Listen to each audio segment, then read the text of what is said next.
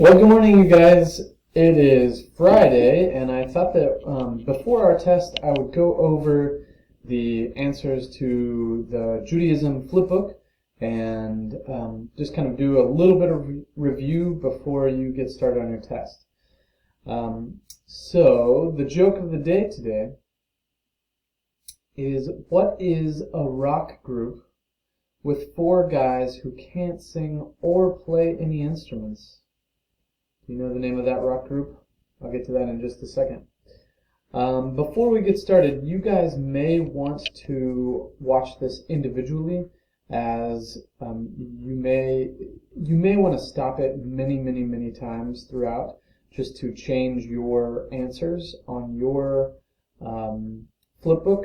So if you are watching this as a class, you may want to stop for just a moment and watch it individually. All right.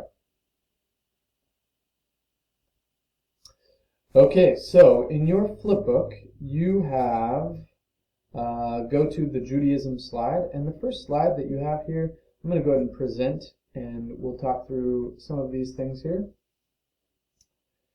Okay, so the first one is all about founding, and as many of you guys found out, that the founder is actually Moses, and I'm gonna use this pointer thing to kind of show you where I am.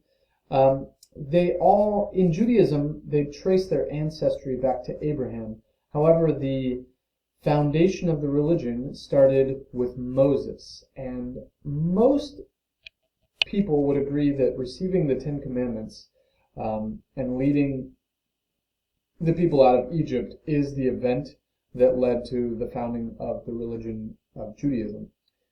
They were a people before that, but it is the bringing of the commandments, making them a people of God, that formed the religion of Judaism. That happened, and again, this symbol means approximately, so I put here approximate founding date, but approximately 1250 BCE is when that would have happened. Okay. All right, our next one is full of a lot of different information here, but our religious symbol is the Star of David. The name of the followers were Jews, or the Jewish people. Day of worship, this one is interesting.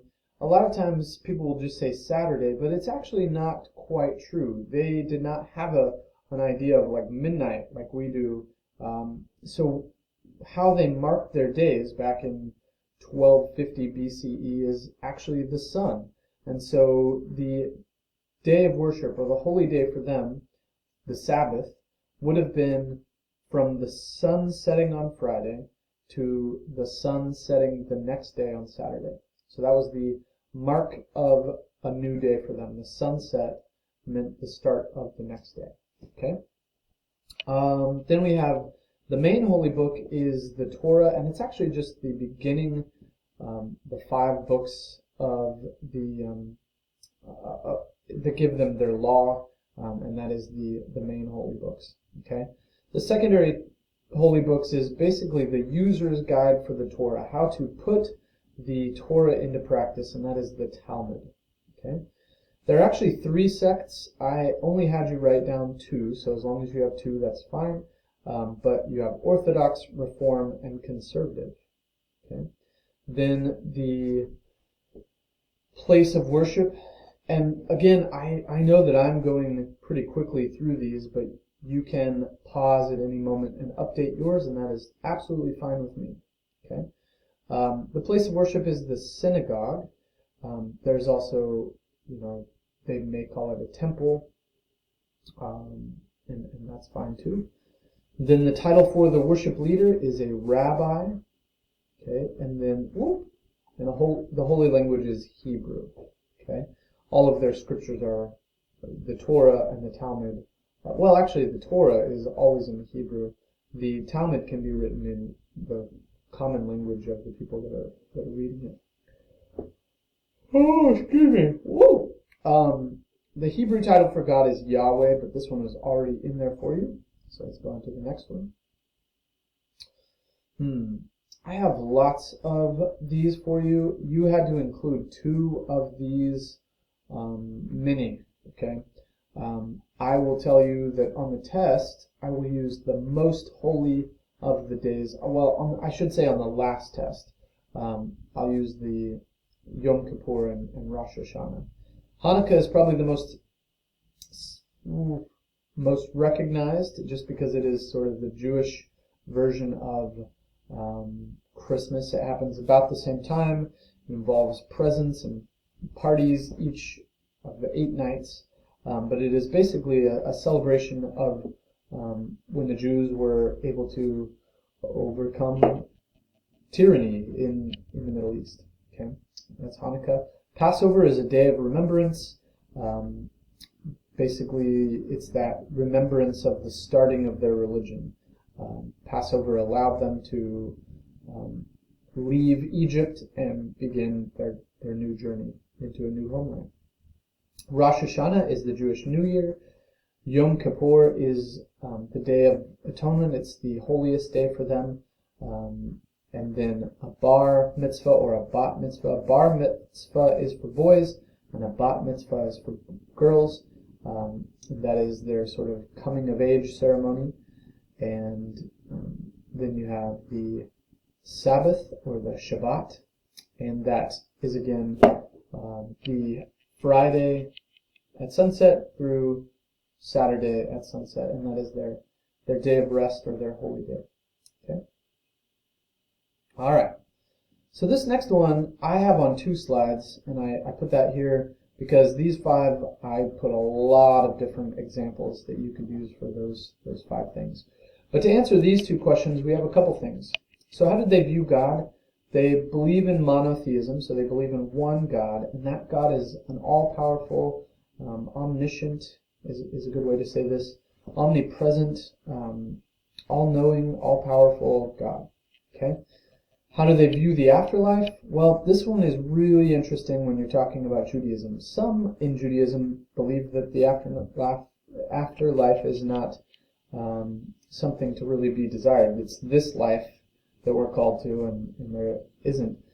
But most believe that there is a heaven of some sort, and but no matter what version of Judaism you are looking at, they all believe that the now is what you should be looking forward to, not the afterlife. Okay, it is now that you would feel the presence of God, and now that you are in union with God. Okay. All right. Now this next part gets a little tricky because you could have picked from a number of different things. So I included a lot of things here, and I'll talk through all of them, or most of them here. So monotheism, that one's kind of covered in the first thing, so I did not include that. They follow the 10 Commandments, which I had you write down in one of the videos. They follow a kosher diet. A kosher diet means certain dietary restrictions that they can't do, and also that their food needs to be blessed. In fact, if you pick up a lot of food in the packaged food in the grocery store, you'll see it is has to be kosher for Jewish people to eat. Then they also wear a yarmulke. So during some branches wear it all the time, and some branches wear it just during their holy day. It is a head covering for men that covers the back part of their head. Bar and bat mitzvahs could be one of the beliefs or practices. They believe in repentance. That's the Day of Atonement, the Day of Repentance. But they believe that you can be repentant all the time. They are waiting for a Messiah, so that's an interesting piece of their belief. There's no real practice that belongs with that, but that's a big part of their belief system. They also believe that they keep a light lit for the returning Messiah. And so in all of their temples or synagogues, you'll see a light always lit. They believe that Israel and Jerusalem, being the city, is sacred to them. They also believe that they are God's chosen people. They trace their ancestry back to Abraham, and they are descendants of the ancient Hebrews. They honor the Sabbath, meaning they do very little work. There's actually like work restrictions on that day. They learn Hebrew at an early age so they can read their scriptures as God intended. They believe in prayer, as do most religions. And like Judaism, or like Christianity and Islam, they believe in angels. I'm going to move my picture here, over here. They believe in prophets, and some even believe that Jesus was a prophet. Some believe he was a false prophet, so that depends on the branch of Judaism. They believe in fasting, which means going without food as a sign of worship or repentance. And they do believe in an afterlife. Most believe in an afterlife. It's just not the goal. Okay? All right, that's it. That brings us to Christianity, which we'll get to next week. And so good luck. You may use any things that you want on the test. It's an open notes test. Do your best, and yeah, good luck.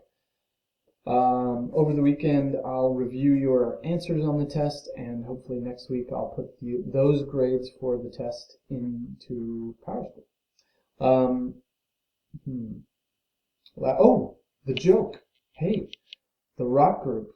Anybody know what the rock group is that has 4 members, but neither of those 4 guys can play instruments or sing? The rock group is Mount Rushmore. Oh, literally rock, right? All right. Well, I hope you have a great day, and I will talk to you all later. Bye.